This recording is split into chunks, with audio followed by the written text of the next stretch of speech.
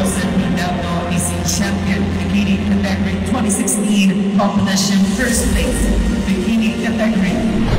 Di pa si Garbo sa lokal nga panggamahanan ang mga Panabo ones nga adunay dakong kontribusyon sa syudad sa Panabo pinaagi sa pag-ila kanila sa gipahitabong Gabi ng Parangal. Usa sa pinaka-prestihiyoso nga aktibidad sa pagsaulog sa tinuig nga pagsilibrar sa Araw ng Panabo ang paghatag og pasidungog sa mga Panabo ones. Gipasidunggan ang outstanding Panabo ones kung diin sila nahimong mananaog pinaagi sa ilang kahanas sa nagkadaiyang pinasahi nga talento ug abilidad. Anaasab ang paghatag og pasidungog sa mga kababaihan sa syudad nga nagsimbolo sa ilang kaisog sa pagpakita nga walay imposible sa mga butang nga gituhuang lisod sa uban ug sila nahimong Women of the Year awardee. Anaa mismo sa kalihukan si City Administrator Pedrito A. Misoles nga mihatag og mensahe atol sa maong programa. Your leadership and dedication have improved the lives of your constituents.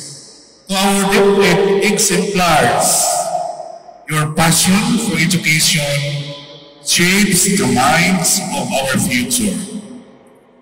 To our Sanduko awardees, your partnership strengthens the bonds of our community. And finally, to our PRC top-notcher, your academic excellence brings honor to Panabo. Sa katapusan, gipasidunggan ng top 20 taxpayers sa syudad nga nakahatag og dakong kontribusyon sa panudlanan sa lokal nga panggamahanan ug sila ehemplo sa tanang negosyante sa pagbayad og tax sa insakto.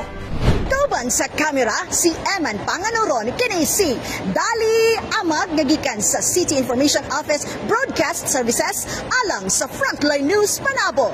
Importante, informed.